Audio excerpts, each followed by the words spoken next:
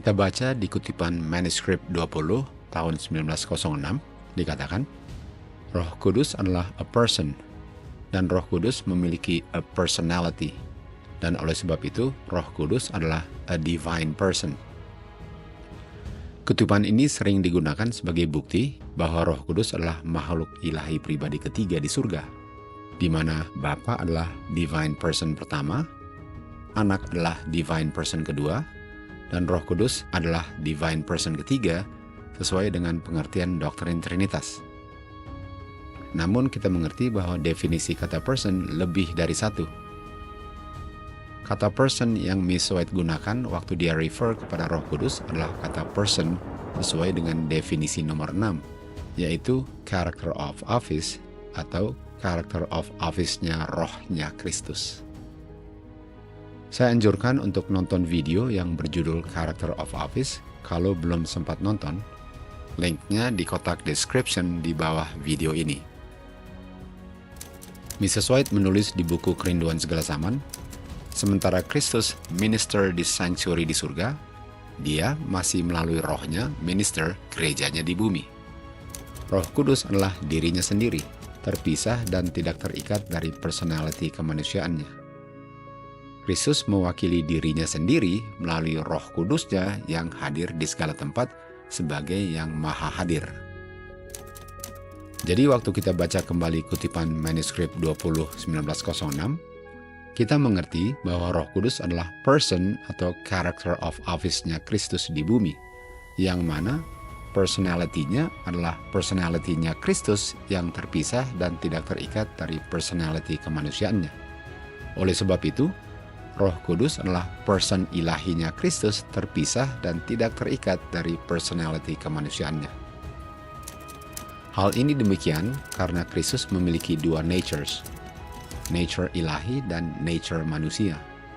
Sehingga Kristus dapat hadir di bumi melalui rohnya, sementara nature tubuh kemanusiaannya berada di surga bersama Bapanya. Di buku Wahyu, kita akan melihat dengan jelas identitas dari person Roh Kudus yang adalah Kristus, terpisah dan tidak terikat dari personality kemanusiaannya. Kristus katakan, perkataan-perkataan yang aku ucapkan adalah roh dan kehidupan. Artinya yang keluar dari mulutnya Kristus adalah roh, yaitu the Spirit of Christ, atau roh yang berasal dari Kristus. Di buku Wahyu 2 ayat 1, Kristus yang memegang di tangan kanannya 7 bintang yang adalah malaikat dari jemaat, dan Kristus yang berjalan di tengah 7 kaki dian yang adalah 7 jemaat, berkata these things atau hal-hal ini kepada malaikat dari jemaat Efesus. Dia yang ada telinga, hendaklah dia mendengar apa yang dikatakan roh kepada jemaatnya. Yang berbicara di ayat 1 adalah Kristus, yaitu the Son of Man di ayat 13. Dan yang mengatakan kepada jemaat di Efesus di ayat 7 adalah roh, yang adalah Kristus di ayat 1. Hal ini cocok dengan Yohanes 6 ayat 63. Karena perkataan-perkataan yang Kristus ucapkan adalah roh, yaitu rohnya Kristus yang keluar dari mulutnya. Sehingga person Roh Kudus di ayat 7 adalah Kristus dalam character of office-nya, sementara personality kemanusiaannya berada di surga. Hal ini berlaku bagi setiap periode jemaat, yaitu Efesus, Smyrna, Pergamos, Thyatira, Sardis, Philadelphia, dan Laodikia. Di Wahyu 2 ayat 18 ayat 29, Roh Kudus adalah rohnya the Son of God. Sementara di Wahyu 3 ayat 7 dan 13, roh itu kudus karena Kristus kudus. Dan itu sebabnya mengapa roh itu adalah roh yang kudus atau Roh Kudus. Jadi Roh Kudus yang berbicara kepada setiap periode gerejanya dari Efesus sampai Laodikia di buku Wahyu adalah Kristus, bukan makhluk ilahi ketiga yang namanya Roh Kudus. Rasul Paulus menulis di 2 Korintus 3 ayat 17 dikatakan, The Lord is that Spirit. The Lord atau Kristus adalah roh itu. Kristuslah roh itu. The Spirit of the Lord adalah Kristus. Di Yohanes 21 ayat 15, Kristus katakan kepada Petrus, "Berikan makan domba-dombaku, feed the church of God." Kita tahu domba melambangkan gerejanya. Akhirnya Kristus katakan kepada Petrus, "Berikan makan kepada gerejaku." Di Kisah 20 ayat 28, Rasul Paulus mengatakan kepada elders di Efesus bahwa Roh Kudus telah membuat mereka menjadi pengawas untuk memberi makan gerejanya, yang Kristus telah purchase dengan darahnya sendiri.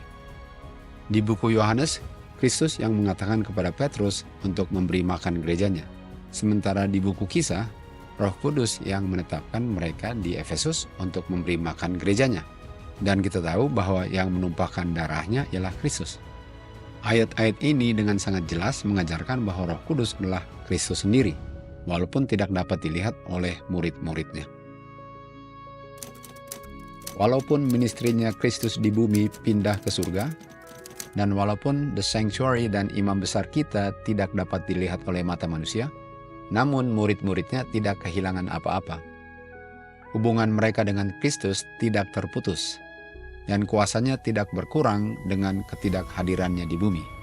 Karena sementara Kristus minister di surga, namun Kristus masih melalui rohnya minister kepada gerejanya di bumi.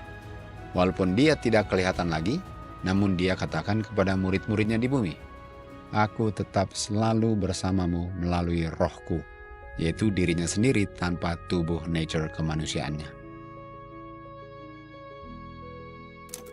Kebenaran person Roh Kudus ini sebagai character of office-nya Kristus ditulis di buku Kerinduan Segala Zaman. Waktu Mrs. White menulis, melalui rohnya, Kristus adalah minister dari gerejanya di bumi. Melalui character of office-nya Kristus, atau melalui the person of the Holy Spirit, Kristus minister gerejanya di bumi. Sementara the personality of humanity-nya berada di surga. Mazmur 51 dan 139 menulis, kehadirannya Kristus adalah Roh Kudusnya. Kristus hadir melalui Roh Kudusnya yang terpisah dan tidak terikat dari personality kemanusiaannya. Itu sebabnya Kristus katakan kepada murid-muridnya sebelum dia kembali ke surga, "Aku selalu hadir bersamamu. I am with you always." Melalui person Roh Kudusnya, yaitu character of office-nya. To God be the glory.